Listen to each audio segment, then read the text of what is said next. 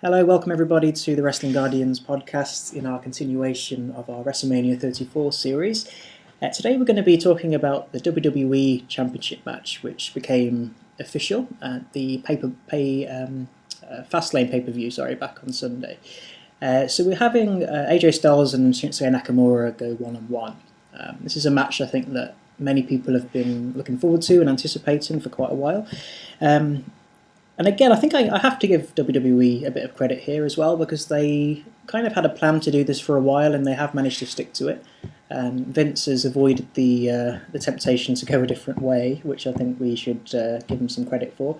I think one of the first things I thought when Nakamura did join the company was, one day he'll be facing AJ Styles, and I didn't expect it necessarily to be at WrestleMania, but I knew that it was going to happen at some point. Would you say that do you belong to this category of fans that have been waiting for this for a long time, or because I know that you're not too into the kind of the New Japan stuff, but is this still a match that you're looking forward to? Sort of, because I know it's guaranteed to be a good match, so I think it has a good place on the WrestleMania card. Um, However, I'm not really too invested in the storyline or the winner of the match.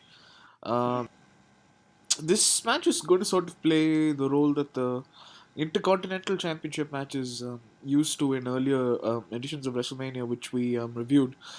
So I think the placement of this match on the card is going to be very interesting. Um, if I were Vince McMahon, I might even be tempted to close out the show with this card. But my biggest concern is I have no idea how they built it up on TV. I wonder if it's going to be these two guys wrestling around each other in tag team matches or doing the old school respectful angle or whatever the case. Yeah, still a few weeks left to build up this match, but yeah, it's going to be interesting. I mean, I don't think that there's going to be any heel turn at all before WrestleMania. I think there's just not enough time to do that effectively. So, yeah, I think this will go down the lines of two babyfaces that respect each other tremendously and just kind of playing that angle. I do expect them to probably appear in some tag teams together, like Shane or Daniel Bryan will force them to tag with each other at some point, I imagine. But yeah, I don't think you need to do too much here. I think you've got the stage is already set with the two guys facing each other already. Shinsuke, obviously, he's his own entity. He does a lot of his talking in the ring, especially with his kind of limited English skills. So I don't expect any big sort of 20-minute promos or anything. It's interesting what you say. I mean, it kind of does fit that old school Intercontinental title position. Back in the day when obviously there was a clearer delineation between the main event and the mid card. So you had big guys like Hogan or Austin in later years fulfilling that main event spot, and then the kind of talented workhorse guys going for the IC title. I was going to bring this up as well. I think it's quite a big talking point for this particular episode. The WWE Championship belt itself, has it kind of become the new Intercontinental title in a way? Because it definitely feels like a second tier title at the moment. Do you agree with that? For sure, for sure. There's no question about it. It's certainly secondary to the Universal title, and at times it even feels it even plays second fiddle to the Intercontinental title, in my opinion, because the Miz has done some pretty interesting things with that championship. His promos and his comedy segments have been very effective, whereas the WWE Championship found itself around the waist of Jinder Mahal for the most part of 2017, and that didn't do it any favors by any stretch of the imagination. No. There's that weird, just after the Superstar shake-up where Jinder went after the WWE Championship, and then you had that quite interesting picture being built around the US title with AJ Styles and Kevin Owens and a few other guys, and even then it was almost like, is the WWE title even playing second fiddle to the US title now? It's amazing what's happened to it. This is the belt that you can trace back, through the lineage, starting with Hogan and Stone Cold and The Rock and Triple H and all these guys. And I'm not saying that AJ Styles isn't a worthy champion. Of course he is, but the belt itself is just not how we remember it. And it's a bit of a shame. I'm not a huge fan of the Universal title. I agree that Raw needs its own belt. Say again. The name itself was horrendous, I think. I think the name and the look of it is just, there's just so many things off with it. I'm not And I agree that Raw needs its own title. You can't just have the one title with two brands. But it annoys me a little bit how it's kind of overtaken the WWE Championship, because that's the belt that's got the history behind it and everything. But this will be a worthy match for it. It will be a very well worked match, I imagine. But it's just not going to be. I just don't see how a Shinsuke Nakamura title reign is going to help it really in that respect. Yeah, unfortunately, I'm not sure it's going to do him too many favors. That I really don't think Nakamura should even have a very long reign with the title. I'd imagine that after dropping the title at WrestleMania, that AJ would find himself on Raw in the not too distant future. I think I'd be very surprised if we didn't get drafted to Raw in the Superstar Shakeup. But at the same time, if somebody like Seth Rollins or somebody of that caliber were to come over to SmackDown, I'd be very tempted to get the title on them right away. Maybe you even bring over Finn Balor in the Bullet Club, turn Finn Balor heel, and give him a long reign with the title. Maybe that would be the that'd be the sort of magic potion it needs at this moment in time. Yeah, no, I was just thinking that actually. I mean, I think there are rumours around that Seth Rollins might be on his way to SmackDown after WrestleMania. Finn Balor would also work as well, and in that respect, Shinsuke would be a kind of a placeholder almost.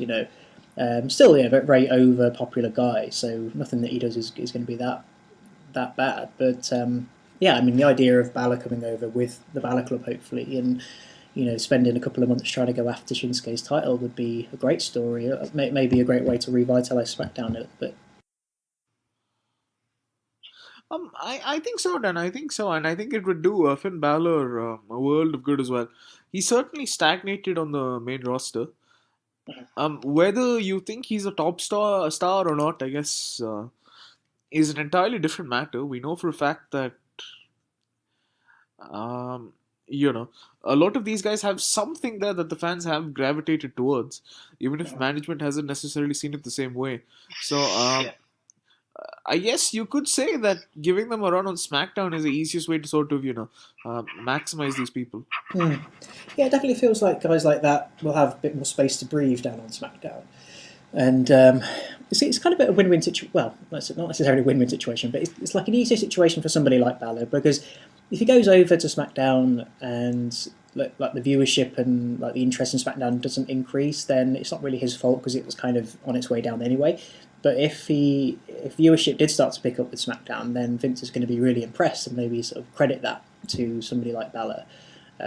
So I think it would be a really good opportunity for him as well. And I know like the two guys did face each other down on NXT. They had like a little bit of a special match before Balor got promoted to the main roster. And I think that match was okay. I'd like to see a rematch of that because I don't think they did. I don't think they went quite the whole way with that. So I would love to see Nakamura take on Balor for the remainder of, say, April and May this year. So yeah, it's exciting things really. I think this match is going to be fantastic, hopefully, and then the aftermath could be intriguing. But yeah, so certainly some big questions around kind of Styles' future as well here. Yeah, for sure, and I think that it's going to say a lot about what WWE's plans are for AJ Styles. To his ultimate credit, I mean, Styles has been very, very impressive since he's come over from New Japan Pro Wrestling, and by all accounts, he's won over Vince McMahon quite comprehensively. Several reports even stating that Vince McMahon wishes he brought him over a lot sooner because AJ Styles is certainly getting on in age, and is it a long-term solution for WWE by any means? Yeah, I can imagine if he would have been around at the height of the Summer of Punk, would have been pretty cool to see. Yeah, quite possibly. I mean, although they did try to rip off that angle in TNA. Yeah. Oh yeah. With AJ Styles as the focal point. Yeah, exactly. There's not too many negatives to say about this, really, I suppose. One question I would kind of pose here is that so if you look at how this match came about, with obviously Shinsuke winning the Royal Rumble, exactly the same night that Asuka won the Women's Royal Rumble, so those two careers have kind of mirrored each other in many respects. Do you think this is maybe Vince is acknowledging the fact that New Japan kind of exists and is getting more popular, or do you think it's just a coincidence that that's happening now? I'm not sure if it is a coincidence because They've even made it a point to put both of them on SmackDown, but Dan, would it be really fair to say that Asuka being featured prominently is an acknowledgement of New Japan's existence? Because she isn't a New Japan product, is she? No. That's true. Isn't it? But I suppose like with the interest in or the rise of the interest in New Japan, like people kind of learning more about Japanese wrestling as a whole. I think that's helped. I think like with guys like Balor coming over from New Japan and obviously Shinsuke, I think people have kind of started to turn and sort of wonder what's going on over there. And obviously New Japan is the kind of like the shop front window almost. But I think they've got some very good women's divisions over there as well. And obviously guys like Kairi Sane's come over recently, and there's a few other sort of women that probably would make the switch at some point this year and next year. So yeah, maybe more an acknowledgement of the Japanese scene rather than just New Japan. Maybe because because traditionally Vince has been not turn a blind eye towards these things.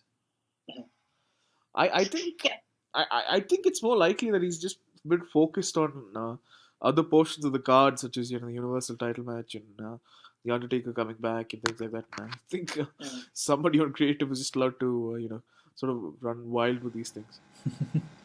Yeah, because I just can't imagine Vince McMahon sitting down and putting AJ Styles and Shinsuke Nakamura together and going, "Oh, this is a dream match that I desperately want to see."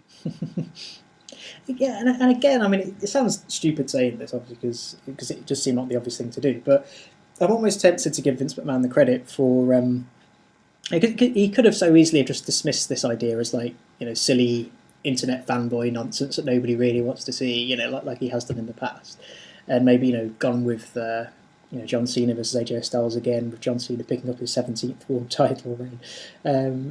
But to his credit, I think he's probably listened to Triple H and Shane McMahon and Stephanie to a lesser extent, and realised that he's kind of like throwing the fans a bone here. It's like let me have Reigns and Lesnar, and I'll give you Shinsuke and AJ Styles. Unfortunately, I'm not sure that's a compromise that most fans are willing to make. Yeah, but it's certainly this and the Charlotte and Asuka match has kind of drawn the attention away from all the negative stuff that Reigns and Lesnar was getting. So I think he's probably in a good position at the moment, because fans are starting to look at WrestleMania 34 with a bit more optimism now, maybe because of these two matches being announced.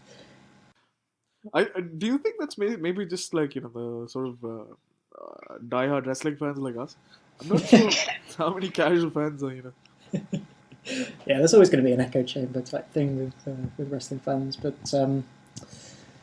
yeah, I think, but I think AJ Styles, to his credit, has got more appeal than just the the internet hardcore fans. I think his time on Raw, endeared him to quite a lot of casual fans as well, and I think it doesn't matter what kind of section of a wrestling fan base you belong to, everybody appreciates a good in-ring worker. So I think AJ Styles does have that ability to, have that kind of broad appeal, and like you say, it would have been good if he'd have maybe come over to WWE a bit sooner in his career. Yeah, certainly for sure, Dan. But if he'd come along earlier without the sort of acclaim and the buzz he had around him from New Japan, there's also a very good chance that he might have just gotten lost in the shuffle, or found himself in the Dolph Ziggler position. So, yeah. I would say things have worked out for the best with regards to AJ Styles. Yeah, I suppose you could say that. Yeah. So I mean, and I think another advantage to this match is that I think again Vince might be acknowledging that the whole Dave Meltzer 5-star rating is getting quite prominent now, with obviously Omega and Okada putting on 6-star matches over in Japan. I think Vince kind of wants a 5-star classic on his WrestleMania show now, so he's just going to the two most likely guys that will give him that as well, and I really hope they do deliver. Do you think this is going to get a 5-star rating? It is WWE after all. I can't see it getting a 5-star rating. I would be surprised if it got anything lower than 4. Because the thing is, I think to have a 5-star match, you've got to have the hot storyline going in, and I think you need to be invested in the outcome. This seems to be more of an exhibition than anything else, which is why I think it could be 4.5. Yeah. And I suppose WWE fans tend to be a bit more critical of the WWE product. I think New Japan gets a buy quite a lot of the time because it is this new company that is exciting and offering a bit of an alternative. And I think, as much as I love New Japan, there are many issues and problems with it that I wish weren't there, but I'm more willing to overlook those. Whereas with WWE, you tend to get a bit more analytical about it, and inevitably there's going to be somebody that will say, Styles Nakamura wasn't a good match because of X, Y, and Z. So I think there's more pressure on you, I suppose, when you get to the WWE level in that sense. Quite possibly for sure. There's certainly a far bigger spotlight on you when you're under the WWE umbrella. Mm. I dare say, an NXT Takeover has probably 2-3 times more eyeballs from the United States watching it than the largest New Japan shows. Mm-hmm. Yeah, again, I mean, NXT is in a similar sort of position as well, where because it's this new cool concept that offers you a little bit of difference to the norm, it gets a bit more of a buy in terms of the mistakes that it does. Whereas WrestleMania is always going to be measured to a very, very high standard, I suppose. Perhaps, but it also helps that people only really tune in to takeovers 4-5 times a year. Yeah, I suppose there's always an overexposure problem with WWE because you're required, I suppose, to have to tune into Raw and SmackDown every week if you want to kind of follow what's going on. And sometimes, especially when the product isn't very good, it's very much of an ask. So it kind of it's slightly more irritating in that sense than just NXT, where you can just kind of dip in and out of it. True, and unfortunately, the product tends to be awful 11 and a half months out of the 12 months of the year. They probably put on 3-4 good episodes of Raw on average every year. Yeah, if you're being generous. Quick question, actually, related to this match. If you had the option to do so, were there any other matchups that you would put in the WWE Championship position, or do you think that Styles and Nakamura is the best one to go for at the moment? I mean, man, unfortunately, I think the Smackdown side of things is just so shallow that I can't really think of too many other alternatives they could have gone with. Mm. I thought Kevin Owens had a chance to get over when he was doing the storyline with Shane and Vince McMahon. But they booked it so poorly after he assaulted Vince McMahon, and the thing just went downhill for him. I don't think, with the way they are now, either Kevin Owens or Sami Zayn would have been a better alternative to it. I'm certainly not interested in seeing Randy Orton in this position again. With the right opponent, I think John Cena would have worked, but as things stand, we don't really have too many alternatives, which is something we keep saying far too often in WWE, I'm afraid. Yeah, I think Styles versus Kevin Owens would have been. I don't think it would have got as much of a intrigue as this matchup. Probably would have just found itself somewhere within the shuffle. Nobody blink and you missed it type affair. And we've seen these two guys work together in the past, and they didn't really do a great job with it. Yeah, I mean there was so much. The matches were mediocre. I mean, there were a couple of segments which stood out because Kevin Owens pulled it off on the microphone, but apart from that, it was very disjointed and ADHD, as most WWE programs tend to be. And and they didn't have great chemistry in ring. Yeah, it's a shame. I mean, after the shake-up, there was a lot of intrigue about SmackDown because you had the so-called the famous five or whatever they called them, with Kevin Owens, Sami Zayn, Nakamura, Styles, all on the one show, and it just really hasn't produced the type of action that I think we were expecting, unfortunately. And maybe that does come down to the fact that when you're in the WWE, you can't just rely on your work rate. You have to have some kind of character and some special attraction about you. And again, answering my own question a little bit, if I was to make any other matchup here, it certainly would involve probably Randy Orton or John Cena, just because they still appear to be the main megastars on SmackDown. Nobody's really taken that crown from them.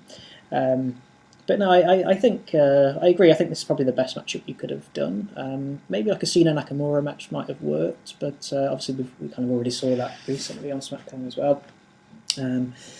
So yeah, I'm kind of happy they went this way, but it remains to be seen how it actually comes across. Yeah, for sure. So then, among the WWE title matches we've had over the last, say, 5-6 years, are you more or less excited for this one than you are on average? Probably, I think I am more excited about it than anything recently. I mean, the last one, obviously, that we both agree that we look forward to a lot was the Daniel Bryan one at WrestleMania 30. There was quite a bit of interest around Lesnar and Reigns at 31, and then we kind of had a series of disappointing matches with 32 and. I thought the Randy Orton and Bray Wyatt match last year was just awful. Definitely not deserving of a WWE Championship match at WrestleMania. So, in comparison to those, certainly I'm looking forward to this a lot more than I have done in recent years. How about yourself? Yeah, I think. So I think the two ones that probably stand out are The Rock and Cena and Daniel Bryan's quest for the WWE title. And to be honest, I'm not sure I'm looking forward to this one more than I was Jericho and Punk, because I'm not sure, because I personally prefer Jericho and Punk as performers to Nakamura and Styles. I think while these guys may be better in-ring workers, I think and I'm loath to say they're better than Punk, but I think Punk and Jericho were more well-rounded in their own right, and I found the storyline to be more interesting and things like that. And I'm certainly more interested in CM Punk than I am just about any other character on today's roster. So I think those are the three matches that sort of stand out in my mind. Mm. Yeah, it's interesting, really. I mean, this is why it's obviously good to speak to people with different opinions on wrestling, because you kind of get stuck in your own kind of mindset a little bit. Because for me, Styles versus Nakamura, great. It's a dream match. They put on a great performance at Wrestle Kingdom 10 and stuff like that. I want to see a rematch of it. But if you're a kind of younger, sort of casual fan that kind of only watches WWE and doesn't really watch NXT even, like Nakamura is just somebody who kind of came out of nowhere and hasn't really done a hell of a lot to kind of impress you. And is kind of been propelled into this main event scene, and everyone around you is talking about how great he is. And I don't blame people for being not excited about this if they don't know that much about Nakamura and his history, and even Styles. I mean, again, if you were never a fan of TNA or any other like ROH or anything, then again, he's kind of someone who's been around for a little while, who's pretty good. I think he's done obviously more in terms of showing you what he can do than Shinsuke. But again, it's kind of two guys that have come out of nowhere that have no kind of history with WWE fighting over the WWE Championship. Strange situation for a lot of people, I think. Yeah, I think that's fair to say. And I think even if you did watch NXT, I'm not sure, apart from his debut match with Sami Zayn, I'm sort of struggling to think of things that Shinsuke Nakamura did that really impressed you, because he was sort of, it was evident that he was on his way to the top of the card. As we were discussing before, NXT is very predictable. We know the structure, we know who's going to be protected, we know who's going to go on to win the NXT title at what point of time. So, I don't know. Shinsuke Nakamura, he just hasn't been put in sort of any situation that, that makes it easy for fans to connect with him. Mm-hmm. Yeah. I don't know how much of that is the opponents he's been given. I mean, I think Dolph Ziggler was an awful first person for him to face. I think he should have been given to somebody who was able to kind of carry him a bit more in terms of mic skills and things like that.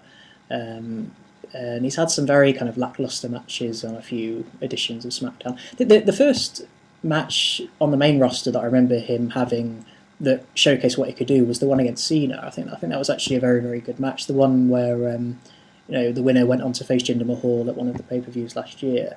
That was a decent match, and I think Cena understood the hype around Nakamura and tried to live up to it a little bit. And I think Cena's been very good at doing that in recent years. So again, credit to the guy for doing that. But yeah, I agree, and I really hope that WrestleMania 34 is the turning point where people really start to understand what Shinsuke is about and what he can actually do, given the space and the opportunity. So then I think the problem is, I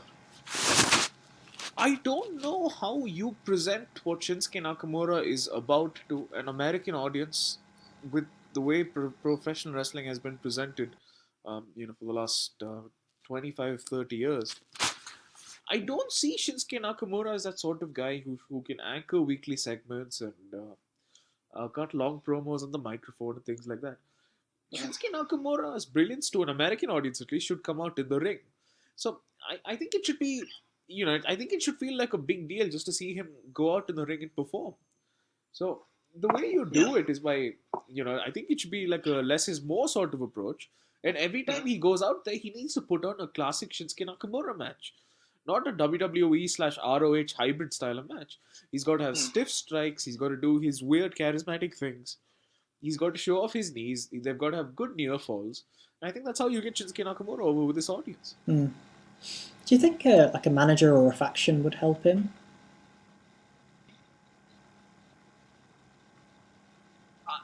I don't know that, because I think with a manager or a faction, he would be, maybe even if it did work, he would be very different from the character we saw in New Japan Pro Wrestling, or at least the perception I have of the character he portrayed in New Japan Pro Wrestling.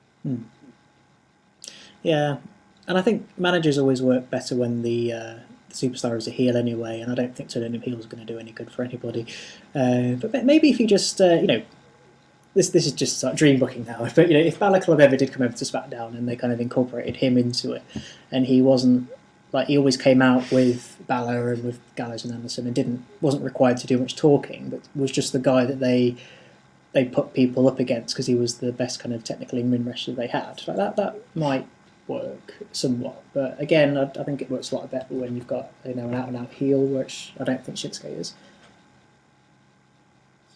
Do you, if I put a gun to your head, do you think Shinsuke Nakamura is back in New Japan Pro Wrestling in 2 years' time? Yeah, probably. I think so, and I don't mind that. I mean, that would be fine. I think he's not a kind of Yoshitatsu character who kind of jumped ship to WWE too early, because I don't know if you know this now, but Yoshitatsu is not exactly very well liked back in New Japan at the moment, because he was seen as somebody who didn't go through the proper traditions of being like a young lion and then working his way up the card and gaining respect. He kind of just went to the US at the first opportunity. But it wouldn't be the same. I mean, Nakamura had proved himself in New Japan and didn't have anything else to prove over at New Japan. But if he was to ever go back, I think he'd be welcome. I think he'd have a hero's welcome, and I think it would, particularly, in a way, it might be Vince McMahon's worst nightmare if Nakamura went back, because now he's got the kind of US eyeballs on him as well, so that he could sort of drag a few, American fans over to Japan as well, maybe. With the greatest of respect to Shinsuke Nakamura, Dan, I think it would take a lot more than that to make Vince McMahon start sweating. Yeah, fair enough. So yeah, an interesting one actually. It's been an interesting conversation really, because I think we're coming at it from different angles, which we don't normally do when we talk about wrestling. So it's made this a bit more of an intriguing podcast. I'm still looking forward to the match again, but I think I've changed my mind. I don't think this has any business being the main event of WrestleMania anymore. Actually, I think there's other matches that will appeal to the more traditional WWE fan. I mean, is there any kind of sort of summary comments you wanted to bring up at this point? I think that's really it. I mean, I think although the match should be good, I think the conversation about what happens to Shinsuke Nakamura after this is a far more intriguing and fascinating sort of topic to debate, because it could go so many different ways. It's just incredible. Knowing WWE, I'm hesitant to give them the benefit of the doubt, but it's still fascinating to think about nonetheless. Yeah. No, very good. Well, I mean, certainly that's a topic of conversation. If anyone wants to include their comments in the comment section below, like what do you think will happen to Nakamura after this match, and is this a match you're looking forward to? And I think it'd be really interesting to hear from people who, like yourself, who haven't necessarily seen Nakamura's career in New Japan. Like, how has he kind of impacted you in terms of being a WWE superstar, and how that's affecting your excitement or lack thereof of the upcoming WWE Championship match. But yeah, I mean, potentially a decent addition to the card, but a lot of questions still remain, I think. So next time we'll be looking at some other WrestleMania 34 championship matches. Obviously we'll be watching Raw and Smackdown closely this week to see if anything else comes from that. And again, if you're listening on YouTube, just remind you one more time, just to like the video, hit the subscribe button if you want to get more content. And shall we wrap it up there? Yep. Cool. Thanks everybody. Thanks for listening, everybody. Take care.